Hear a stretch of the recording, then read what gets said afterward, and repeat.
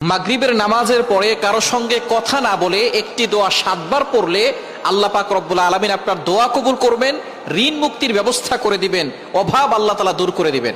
বর্তমান আমাদের সমাজে আমরা অনেকে আমল করতে চাই না। আমলের মাধ্যমে কিন্তু আপনি আপনার জীবনটাকে পরিবর্তন করতে পারেন।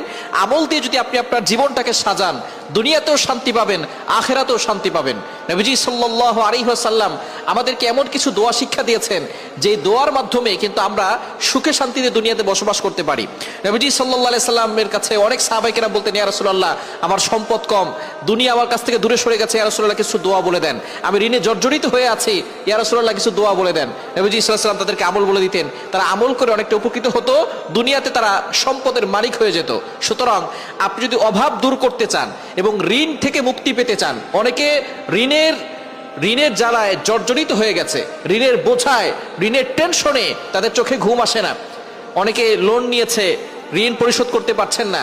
আপনি মাগরিবের নামাজের পরে কারো সঙ্গে কথা না বলে আপনি সেখানে বসে কিবলার দিকে মুখ করে একটি দোয়া পড়বেন। হযরত আলী রাদিয়াল্লাহু তাআলা আনহু বলেছেন, এই দোয়াটা যে ব্যক্তি পড়বে তার যদি পাহাড় সম পরিমাণ ঋণ থাকে, আল্লাহ তাআলা সেই ঋণ মুক্তির ব্যবস্থা করবেন এবং আল্লাহ পাক রব্বুল আলামিন তার অভাব দূর করবেন। যখন আপনি ঋণ মুক্তি হবে তখন আপনি আস্তে আস্তে সম্পদশালী হতে পারবেন। সুতরাং দোয়াটি হচ্ছে, আল্লাহুম্মা কফিনি বিহালালিকা আন হারামিক ওয়াগনিনি বিফদলিকা আম্মান সিওয়াক। এই দোয়াটা মাগরিবের নামাজের পরে কতবার পড়বেন? 7 বার পড়বেন।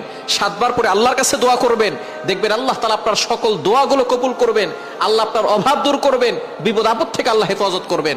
মাগরিবের নামাজের পরে আমলটি করবেন, ফজরের নামাজের পরেও আমলটি করতে পারেন। এছাড়া যদি ঋণ আপনার বেশি হয়ে যায়, সব সময় এই দোয়াটি পড়বেন, আল্লাহুম্মা কফিনি বিহালালিকা আন হারামিক ওয়াগনিনি বিফদলিকা আম্মান সিওয়াক। আল্লাহ পাক রব্বুল আলামিন আপনার ঋণ মুক্ত করে দিবেন, আল্লাহ তাআলা অভাব দূর করবেন, সম্পদশালী বানিয়ে দিবেন। সম্পদের প্রয়োজন আছে, আপনি হজ করতে যাবেন, বিমান ভাড়ার জন্য টাকা পয়সার দরকার আছে না নাই? যাকাত দিতে হলে যদি আপনি যাকাত দেওয়ার নিসাব পরিমাণ মালিক না হন, তাহলে আপনি যাকাত দিতে পারবেন না। আপনি নিসাব পরিমাণ মালিক হলে আপনি যাকাত দিবেন। এখন আপনি যাকাত দিবেন, এই জন্য আপনার সম্পদ থাকার দরকার আছে। মানুষকে দান করবেন, এই জন্য আপনার কাছে টাকা পয়সা থাকার দরকার আছে। আপনি নামাজ পড়বেন, নামাজের জন্য সতর ঢাকার জন্য জামা কাপড়ের দরকার আছে না নাই? এই কাপড় কিনতে হলে টাকার দরকার আছে না নাই? সম্পদের দরকার আছে। তবে সম্পদ আমাদের মূল লক্ষ্য নয়, আমাদের মূল লক্ষ্য হচ্ছে জান্নাত। আমরা মূল লক্ষ্য জান্নাতের টার্গেট করব, যে জান্নাতে যাব। তবে জান্নাতে যাওয়ার জন্য ইবাদত করতে হবে। ইবাদতের ক্ষেত্রে অনেক সময় টাকার প্রয়োজন থাকে। এজন্য আপনি টাকা পয়সা দিয়ে আপনি সতর ঢাকার জন্য কাপড় কিনতে পারবেন, আপনি হজ করার জন্য টাকা পয়সা লাগবে। আল্লাহর কাছে দোয়া করবেন, আল্লাহ তাআলা যাতে আপনাকে হালাল ভাবে সম্পদের মালিক বানান। তাহলে আল্লাহ পাক রব্বুল আলামিন আপনার ঋণ মুক্তির ব্যবস্থা করবেন, হালাল ভাবে সম্পদ দিবেন। এজন্য আপনি মাগরিবের নামাজের পরে কিবলার দিকে মুখ করে কারোর সাথে কথা না বলে এই দোয়াটা 7 বার পড়বেন, আল্লাহুম্মা কফিনি বিহালালিকা